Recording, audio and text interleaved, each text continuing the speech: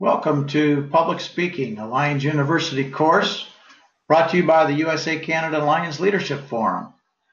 My name is Lion Budwall, and I'd like to welcome you to this evening's webinar and remind you that we are recording this session for those who cannot participate live tonight or for anyone wishing to review the material at a later time. Once we begin, you may be asked to respond to a question, or you may have a question yourself, and this can be handled either by typing your question in the questions pane in the panel along the right side of your screen, or by raising your hand or clicking on your hand so you can be unmuted, giving you the opportunity to share verbally with the entire group. And assisting me this evening is Wendy Kane, who will be monitoring the questions area. So if you do have a question, we should be able to take care of that right away.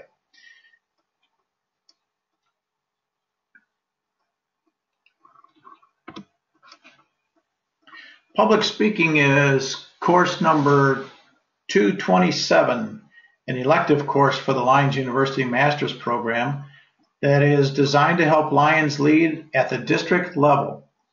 The Master's Program involves the completion of 10 required courses and at least 5 elective courses. And you see the list of those courses on your screen.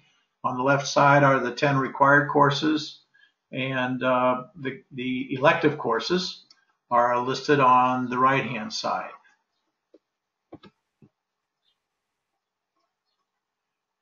This is the Lions University website, lionsuniversity.org, and this slide shows a page in the bachelor's program listing the courses offered at that level. The master's program page would have a similar information, but would also include the courses only on the master's program. If you were to click on any of those courses listed on the page, you would then be taken directly to that particular course page, which then would give you all the details for that course, along with a link to register for the course and links to any course handouts that might be available, and of course the course quiz. We even have a calendar page which you can click on to see what courses are scheduled in the weeks and the months ahead. This slide shows what a course page typically looks like. It lists the course name and number, gives a description of the course, shows you who the faculty member is, and gives you the links to register for the class and any course materials. If you haven't already done so, you will have to create a separate username and password to get in to register for the course and have access to the quiz. And after participating in the webinar or watching the video of the webinar, you can click on the little tab at the bottom there where it's marked Mark as Completed with the red arrow. You can click on that tab and that'll take you to the next portion, which would be actually taking the quiz. When you complete the quiz and submit your answers, you will instantly be given the results. You'll know how well you did. And the passing rate on the quizzes in order to complete the course is at least a 70%. And on that course page on the back, the other slide we had there, you can actually click on the My Account at the top of that page, near the top of the page, and see firsthand view of the courses you've completed in both the master's and bachelor's program. And in this case, it shows in this particular instance, it shows the bachelor's program, and the green shows the courses that have been completed successfully.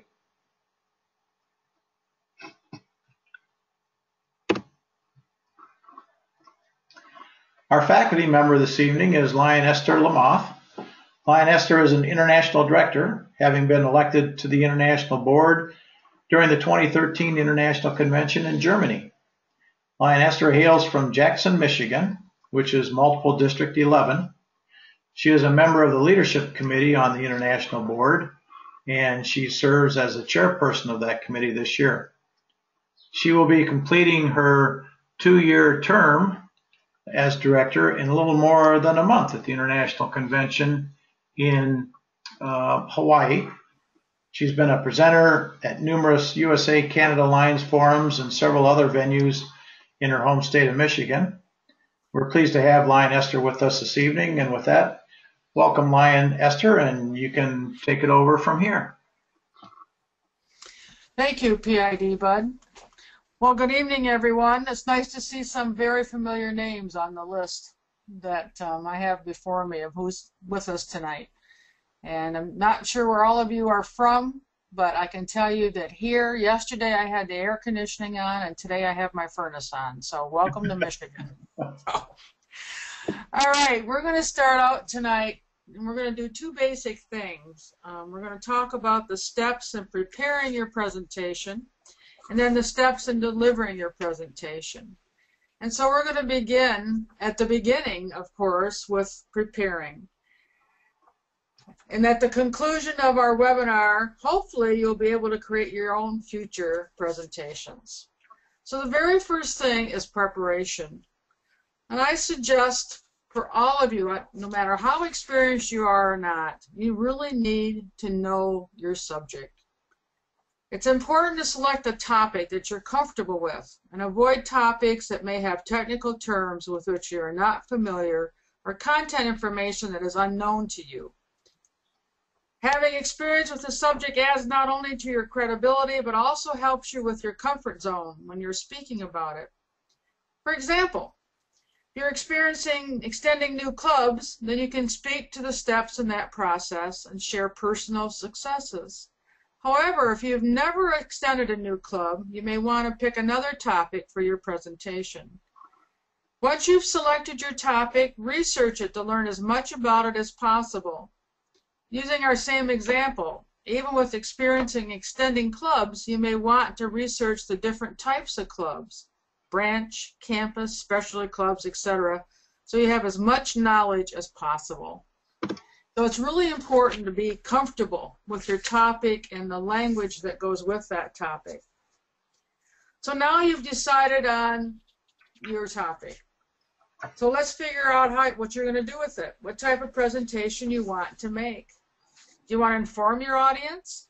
Do you want to entertain them? Or do you want to persuade and motivate them? Think about what it is you want your audience to take away from your presentation. Once you know that, you can decide on the type of presentation. If you want to share information with them so their knowledge has increased, then that's your purpose. If you want to entertain them so everyone feels upbeat and uplifted when you're finished, you design your presentation to do that. If you want them to take action after your presentation, then you use words and content to persuade them to do something. Oftentimes, you can use all three of these.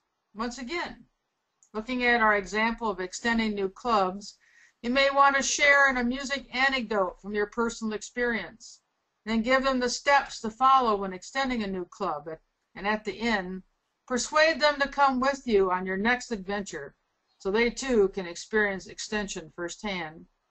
In this scenario, you have used all three types, but the outcome you're seeking is for them to take action and join you in your next adventure.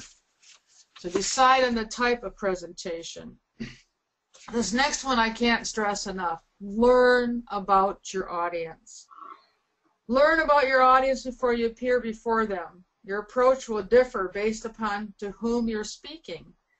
If you're speaking to school-age children, your choice of language and visuals will be different than if you're speaking to a group of adults. Knowing their background knowledge on the subject is important. You do not want to waste their time or years if they already know the topic or are very familiar with it. For example, if you're speaking to your district GMT team and they're very familiar with extension, your choice of language and information will be very different than if they are brand new to this role and to this topic and you are coming on as an expert from the outside to help train them. So know your audience. Next is to know your venue. Do not assume anything. When invited to speak to a group, ask pertinent and important questions. Find out who your audience will be and how many will be there. This is especially important if you bring handouts. Get the exact address and type of venue for your presentation. Will it be a clubhouse, A restaurant where a club meets and other customers are in the area? Is it an auditorium? Finally, is it a large group, more than 30 attendees? Ask for a microphone. As our population ages, so does our hearing, and using a microphone helps them hear and helps you to save your voice. If you plan to use a PowerPoint, find out if they have the equipment, the screen, etc. that you need. If you use PowerPoint, ask about the light in the room. You want to make sure your presentation does not fade because of sunlight. How much time are you given for your presentation, and what time of day is it? It's no secret. The most difficult time of day to make a presentation is after lunch, especially if the lunch was heavy. You'll need to gear your presentation to overcome drowsiness and oftentimes disinterest. I think this is one of the very important steps that many people overlook, is to know your venue, who's going to be there, who your audience is, how much time, what your facilities are like. I'm preparing for a visit this fall, and I've been doing that this week. I'm going to look up a new topic, something that I think of interest in, and do some research. And it was very important for me to know how much time am I going to have and who's my audience. And so I know before I even start the research what it is that who am I going to be talking to and how much time do I have to get my message across. So this is a really important step. So once you've done that, you're going to outline your presentation. And we all know there are 3 parts to writing a story or a theme or giving a speech. Tell them what you're going to tell them, and then tell them what you told them. That's basically it. So your preliminary information has been gathered, so now it's time to prepare your presentation. The first part, of course, is the introduction. There are various ways you can begin a presentation. Outline the main points you'll be making, tell a story, share something about yourself that pertains to the topic. Do not tell jokes. Telling a joke can really backfire, and if you turn off your audience in your introduction, chances are you will not get them back for their body. The purpose of a good introduction is to gain their attention. Then comes the body. This is the mainstay of your presentation. Limit it to 3 to 4 points, as an audience attention span wanes after a short time. Don't birdwalk or wander off your topic. Stick to it and to your points. Oftentimes, people say to me, well, I don't have to prepare. I'll just wing it. I'm good at winging it. Well, having sat through some of those, you're not good at winging it because you tend to birdwalk. You tend to get off your topic. And it's really important that you not do that. You've got a message to get across, and you want to make sure you get it across without wandering around. And of course, the conclusion is your lasting impression. This is the thing you want to leave with them. If your presentation was to inform, you may want to summarize the main points you made. If it's to entertain, leave them with another personal anecdote that leaves a smile on their faces. And if it's to persuade or motivate, ask them to take specific action and make sure it's specific. What is it exactly that you want them to do? Next, of course, is delivery. So you're all prepared. Now you're going to have to deliver. You're going to have to come through with what you've prepared. So let's look at that. Steps in delivering. Before I go on, are there any questions on that first part about preparing your presentation before I go on to delivery? You can either type them in the panel or raise your hand. Director Esther, AJ brings up a good point. You were pretty emphatic about not using humor, and he asked if humor was germane to the presentation, if that would be okay, and I think you might have some good feedback on a few short do's and don'ts related to humor. All right, I didn't say not to use humor. I said not to use jokes. It's a big difference. Good clarification. You can tell anecdotes. You can tell human interest stories. Most of the time, it's good if you use stories that about yourself, because you can poke fun at yourself or use something that you've done that's humorous, that involves yourself and you're not embarrassing anybody. The problem with using jokes is sometimes they're not told in good taste and they may really offend someone. Sometimes there's humorous stories that you can find that are generic humorous stories. You know, silly things children say, and, you know, you can do a whole routine just on the acronyms that lions use and have some fun with that. But you got to be really careful. And so use humor, sure, but don't use jokes. That's And it looks like oh, I'm Chris, sorry. I have a hand raised. Lion Chris has her hand raised, and I'm going to unmute her to see if she's still there and has something to add. Yes, it's regarding the presentation. Sometimes, in order to get the cabinets or the people involved to listen, sometimes it is actually good to have some humor involved, you know, at the same time.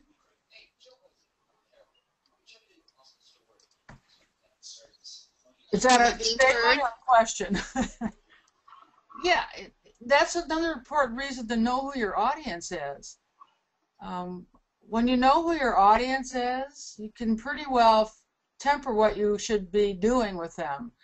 And when I go out to speak, of course, I have the opportunity of being with my audience for at least a day before I actually do my presentation. And I get to know some people, and I get to know which people I can interchange with and have some fun with. But don't misunderstand me. Humor is a good thing. It's just that you got to be really careful how you use it so that you don't offend anybody. That's all. Okay. Thank you. I think that's all the hands I have. I don't see any other hands, so that should take care of that one. All right. So now you're all prepared. You've worked hard. You have researched. You know your topic. You're comfortable with it, with the information, and now it's time to prepare. And I cannot emphasize enough the importance of practice, practice, and practice. The key to a successful delivery is to practice and then practice some more. When you practice, say your presentation orally. We speak differently than we read. Stand in front of a mirror so you can visualize yourself as you present. Video record yourself if possible, so you can see your quirks and distracting habits. Keep your hands out of your pockets. This is especially true if you keep change or your car keys in your pockets. The rattling that comes with jingling things in your pockets is very distracting. If you can't video record, then voice record so you can hear your tone, your use of language, and your inflections. Again, say your speech out loud because we do pronounce things differently than we read them. And if you're going to stumble on a word, that's when it's going to come across. For me, before I speak, I have a no alcohol rule. I do not drink any wine or anything else before I give a presentation. First, I want my head clear, and two, it dries out your throat. And also, if you're going to drink water, make sure it's room temperature water. Ice and cold water and cold drinks affect your vocal cords. So keep the water at room temperature. You should only drink water. If possible, conduct a sound check before you actually get up there and use your microphone. If you're in a room that has, I like to walk around, so I use a wireless mic. And if possible, I try to get in there and do a sound check to see if there's any places in the room that I'm going to get feedback. And make sure that the wireless mic works, that there's extra batteries available, all that type of thing. And so you can find the feedback spots and what the volume control should be and all that. Okay. So you need to visualize yourself standing up there in front, either behind the podium if you prefer to use a podium, or out with the audience, which is my preference. So it's important to dress appropriately. Remember, You as the speaker should be dressed one level above the audience's dress. Select outfits that are not distracting and are tasteful. You're not going to wear something that's got a lot of geometric figures on it and all that type of thing that's going to take away from you and your presentation, because they're going to get so involved in what you're wearing. Your audience has to look at you, and you want to make a good impression. Practice your eye contact. Look at people, not over them. Stand straight and project your voice. Use gestures when appropriate, but not rehearsed. I just sat through a speech contest from some young people. They were high school students.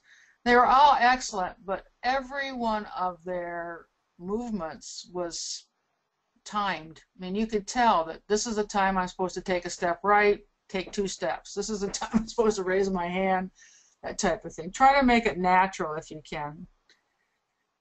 If you need notes, use note cards with 1 or 2 words in the area to help you remember your points.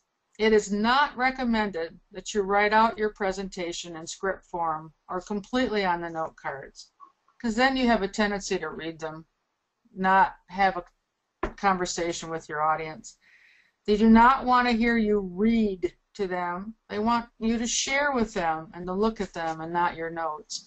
Again, this is where rehearsing and practicing really comes in, so that you're not tied to your note cards or to a script. And I can't emphasize that enough. It's really important that you do that so you're very comfortable with your subject matter.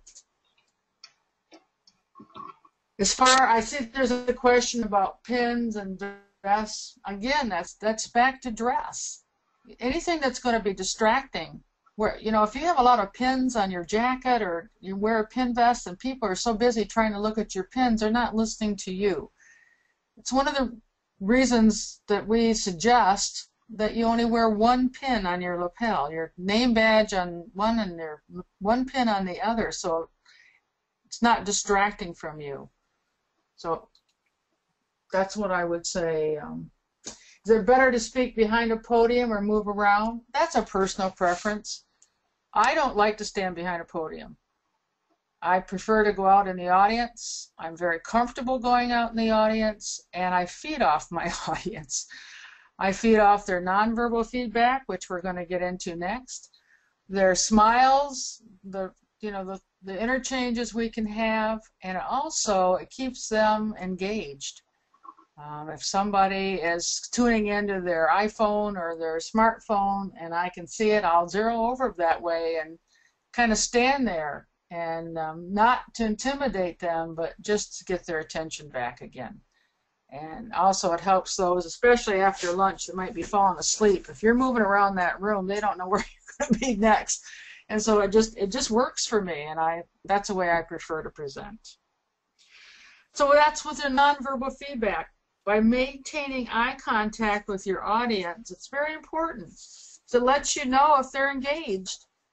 Use their expressions to alter your delivery if they appear to be getting bored. If their eyes are drooping, change your pace to help keep them awake. If they look perplexed, it means maybe you're not making your points. They're not as clear as you thought they were. So pay attention to the signals the audience gives you. One of my classmates in college had an expression, one cannot not communicate, because our non-verbal feedback is a form of communication. I've been told to never play poker because I have a face that tells everybody what I have in my hand. So really, use that with your audience. All right, focus on the message. Remember, you're there to speak on a topic, not to brag about yourself or to spend precious time outlining your accolades.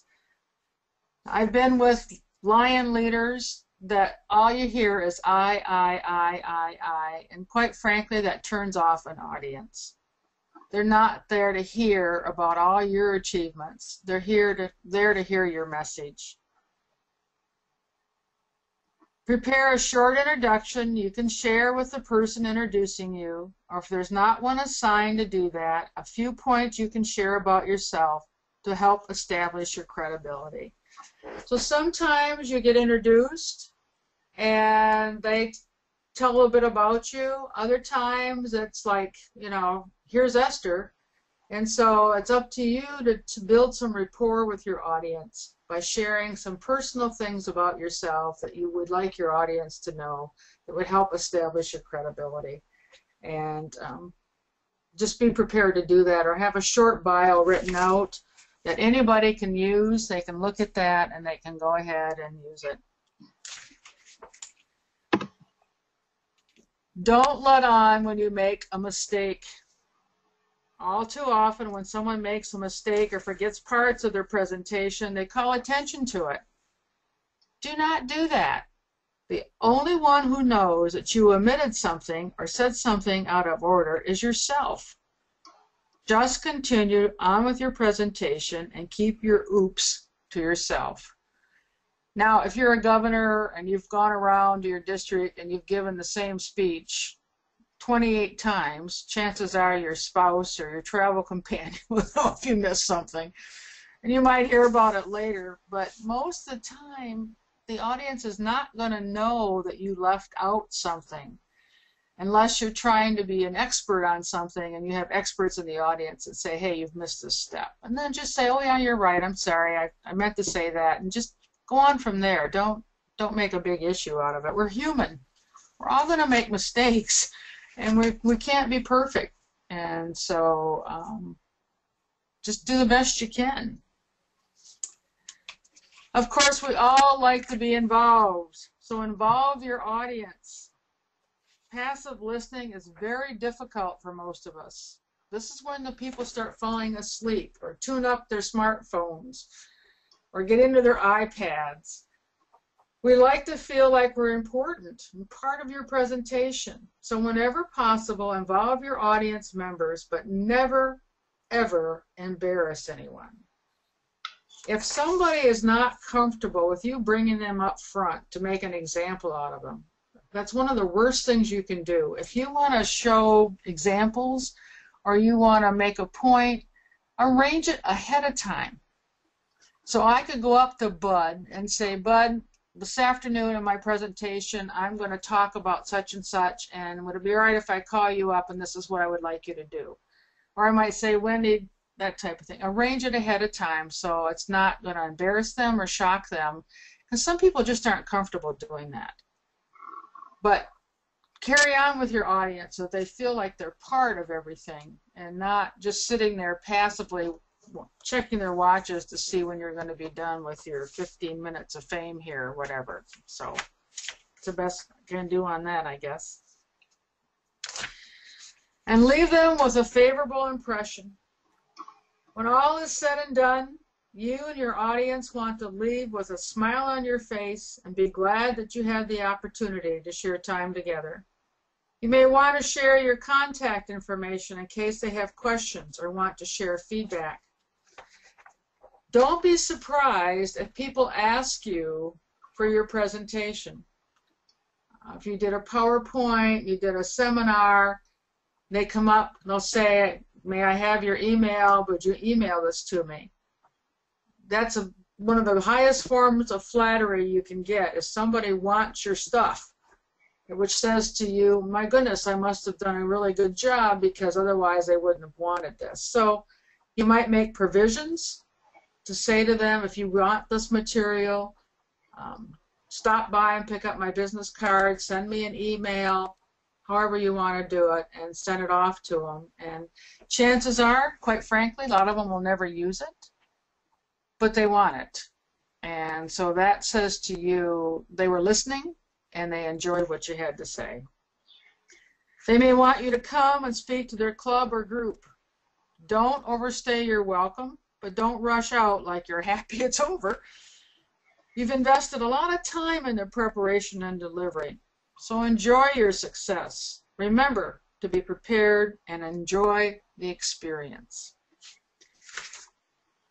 So before I conclude, is there any questions or comments? We're doing really well time-wise. It's only 8:30. I'm going to get out of class early tonight. I do have a hand by Chris again, and I will unmute her just to see if it was something she wanted to bring up again. Chris, are you there? Chris, are you there? Okay. Wendy, do you have some questions in the questions pane? We did. We had a couple of questions. One, suggestions twofold, or question about if the speaker at an event is blind or visually impaired, how that might impact the nonverbal communications. And also any suggestions, I'm kind of elaborating more from AJ's question, how we might be able to help if we have a guest at an event who is blind or visually impaired to help them be successful in speaking to our group. Is there anything that we can do there? All right, are we talking about this person as a listener or as a speaker? I think initially it was about as a speaker, but then it went on, there was a second part to the question that went on to how to deal with nonverbal aspects, but that seems like that would apply to us or apply as listeners. So, or the blind or visually impaired person as a listener. Well, so do you have any suggestions for either scenario? Right. If I have someone who has a visual impairment in my audience, I always try to meet with them ahead of time and make them very comfortable with me and what I have in mind, and talk a little bit about what I'm going to do. And most of the time their hearing's not impaired, and so I don't expect them to give me eye contact, but they give me body language. So their body language is also nonverbal, whether they act like they're paying attention or whether they're not paying attention and not comfortable, that type of thing. As far as a speaker, then they know how to handle this, because we've had a number of visually impaired speakers, especially here in Michigan with LeaderDog, and they have been trained to speak and to deal with an audience. And so I would not pretend to try to tell them how to do that when they're an official speakers bureau with that group. And we've had visually impaired governors and council chairs and everything else, and so they have their own personal self-worth, and they know how to handle this and to talk with people. And most of the time, when I've heard them, they're excellent, and so there's no problem with that. But they certainly can't read the nonverbal feedback, but they're trained to be able to handle their difficulty with sight and to handle an audience, I guess. I don't know how else to answer that. Okay, I think that covers AJ's question. And AJ, if that doesn't, or if you have a follow-on, you want to type that in the questions pane, we will circle around a different way, but I think that covered what I was understanding of his question. Another question, do you have any feedback or suggestions on how to deal with a presentation where you are demonstrating something to the audience? Well, for one thing, if you're going to do a demonstration speech, it's usually an informative speech or a persuasive speech. Make sure people can see it. There's nothing more frustrating than two things: having a PowerPoint that nobody can see because the printing is too small, or the colors aren't right for the room, or there's too much on each slide. You'll notice my slides were very crisp and very little verbiage on them, because you don't want to put your whole presentation on a slide. And so be careful of that. And if you're going to demonstrate something, you have to demonstrate it so people can see it. Again, that's knowing your venue and how many people you're going to have in the audience makes a big difference. If you're going to do a demonstration and you have 150 people in your audience and there's no raised platform, you're pretty well cooked. So I would suggest you not do that. If you're going to do a demonstration, try to have a stage or a raised platform and a small group. But there's just some things you can't do with a large group. I'm going into a convention in a couple of weeks, and I'm going to experiment with a presentation I do that's designed for about 30, and it's going to be twice that many. And so I'm fooling around with that in my head, how I'm going to handle that with a larger group. And so those are the kind of things, the preparation piece that I talked about, where you really have to think about what you're going to do before you do it. Don't walk into a venue and assume it's going to be a success. If you're a magician, then you're going to have a stage, and the auditorium's going to be set up so people can see what you're doing on stage. But you'd be really careful of that, I would think. All right, thank you. Lion, Kathy shared it's a good idea to have a question and answer time at the end of a presentation, and I imagine that you've had scenarios where you've gotten Q&As both during and before. Do you have a preference there? Have you seen one that's worked better than another, or if that's just a personal preference for the speaker? Well, again, it depends on your topic and your time. So normally as an international director, we have Q&As on every visit. So I prefer to go in and tell what I want them to hear first. I have a couple of things I do, and then I open it up for questions and answers. Because sometimes what I tell them at the beginning of my session answers their questions. And so that's my preference, is to give them the information I have, like what happened at the last board meeting, what are the things we're going to vote on in Hawaii, what's happening with leadership institutes, that type of thing. And then if they still have questions after that, then I open it up for questions. But that's a personal preference. So. All right.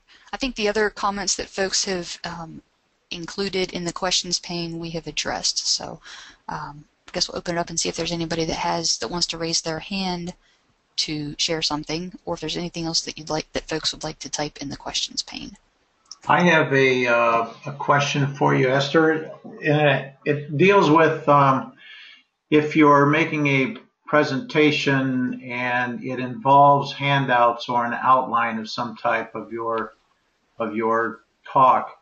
Do you prefer to when is the best time to give that out? At the end of the presentation, at the beginning, so they can have something to follow through and take notes on, or do you think that is more of a hassle than and should be waited until at the end of the program so they're not playing with things and looking ahead? What's your thoughts?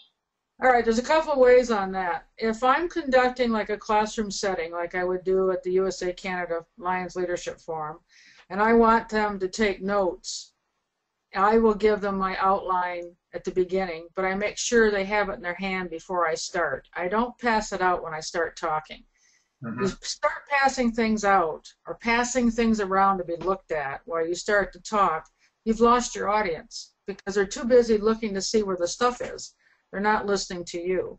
Mm-hmm. So if I'm going to do that, like when I do my sessions this September, I will have an outline for them to write their notes on and make notes on before I start my presentation, and then they have it. If I'm doing a regular seminar where I'm not conducting a teaching situation, then I would give it out afterwards. I would go through my presentation, and then when I'm done, say if you would like a copy of these slides or whatever, here it is. I'd give it out afterwards. So it all depends on the situation and what it is you're trying to accomplish. Okay. And I think going back to the subject... We had another question come in, the questions pane. Go ahead, Bud. No, go ahead. Go ahead with the questions. Okay. Well, first, I'd like to point out that public speaking as part of our master's course is just to whet your appetite for some basic skills, and if you're interested in more, our doctorate program will be kicking off later this summer, early fall, where we'll go into lots of specific topics associated with speaking and adult learning. But kind of in conjunction with that, Kathy asked a question that I think Esther, you have some good techniques to highlight of how do you deal with people who want to visit with others or talk while you are speaking? Well, as a former teacher, And administrator, I don't put up with that. And then maybe people think I'm rude, but I think they're rude. So I will, if I'm walking around the room and doing a presentation and somebody starts having a sidebar, then I'll walk right over to them and stand there. And I usually don't have to say anything. They know. If I'm not walking around, let's say I'm conducting a seminar and working with different groups and that kind of thing, and they are constantly disruptive, I will stop it and just kind of look at them. And I had that happen at one of my visits. I was doing my keynote address. It was a luncheon, and these two guys, one of them jumped up with had his laptop out and jumped up to the other one and started talking to him. They were figuring out their cabinet or something. I don't know. I was just so shocked that somebody would do that. I just kind of stopped and I looked at them like, I can't believe you just did that. And pretty soon the audience took care of them. I didn't have to say anything more. Somebody next to him said, "Sit down, you're being very disrespectful or rude." So sometimes the audience will handle that as well, but it all depends, I guess, on your situation and your personality. But to me, you've worked hard. You've done your research, you've prepared, you have practiced, you're ready to go, and they're going to be rude and disruptive, then I just don't cut them any slack. I just figure that's just me. If they don't like it, then they can go to somebody else's session and disrupt them. Those are all good points. One other question on as far as if you're doing a presentation and it involves a PowerPoint or something up on the screen, and you do have a visually impaired person out in the audience that you may not have known was there ahead of time. And I've had this happen to me several years ago, and giving out handouts and then also having a PowerPoint presentation, and someone in the audience who was visually impaired said, "Well, this is all fine and dandy, but I can't see what you're displaying. I don't even know what you're talking about. This is a waste of my time." How do you handle something like that? Well, there's two things on that, Bud. One of them is that's why you don't put your whole presentation on the screen. Just use certain words, and then you talk about what it is you want people to know. And usually you zero in on these folks really fast in your audience, and so I always try to come up with a buddy system, especially at our institutes that we do, and make sure they have a buddy that will help them with the visual part. That's the best I can do for you. You just don't want to. I did not realize how much I use visual things until I had a visually impaired student in my classroom as a high school teacher, and I was always using the chalkboard and everything else, and that kind of brought me up short a little bit. So now I'm trying to be more aware of that. But again, just key words on your slides, and then they can listen just like anybody else, And some of them now have computers where if you know they're going to be in there, you can send them your documentation ahead of time, and they can download it, and they have voice-activated computers will tell them what's going to be on that individual slide, that screen, so they have an idea what's going on. Okay. I don't see any hands being raised, so no other questions. We might as well go to the final slide. Well, in conclusion, we spent tonight with two objectives in mind: preparing a presentation and then delivering it. Now you're ready to take the quiz and get credit for this session. And I'm going to turn it back over to Bud to take care of that step because I don't know. I want to thank each of you for taking the time out of your night tonight to spend with us, and I hope you've got one or two or more points out of this that will help you with your next presentation. So back to you, Bud. All right, thank you, Director Esther. We appreciate you taking the time and preparing the presentation on public speaking, and it's something, like you said at the very beginning, a lot of us have to do it, whether we like it or not, whether you're a president of a Lions Club or a zone chair or a district governor or some other leadership role. You are going to be asked to give a speech or present a topic of some type, and sometimes people are just completely frightened by that idea. But with these suggestions and the information you provided tonight, hopefully that'll help some folks become a better speaker and practice. It makes a lot of sense, and hopefully everyone will go away from tonight with taking something back to their lives. So thank you again for the presentation, and we will go on to the next slide, which will help us with any further discussion by going to the lionsforum.org page, and you can click on the discussion board right there where the green arrow is, and you can follow up any other discussion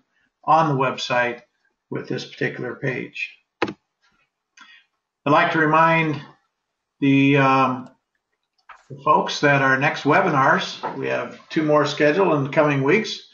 Next Tuesday on May 26th, we have Your Board, Your Team. It's a bachelor's elective course that will be held on the 26th at 8 p.m. Eastern Standard Time.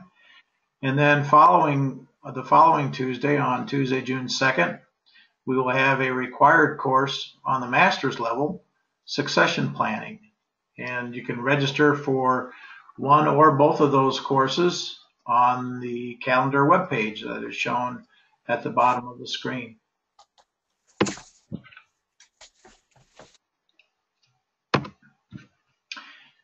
And in order to take the quiz, you can just go to the website page that is shown at the bottom here, lionsuniversity.org, Masters, and 227. You can go to the course page for this particular course and click on like we said at the very beginning of the webinar, click on the course completed, and you'll be able to go right to the quiz and take the quiz immediately after leaving the webinar tonight, and you'll be able to get your results instantly too as well. So we'd like to also remind you to log out of the session at any time now. You can do that by clicking on the little file box up above, or that little X box up and above your column on the right hand side. Click on that and confirm that you're leaving. And we hope to see you back again at Lions University next week and weeks to come. So with that, thank you very much and enjoy the rest of the evening.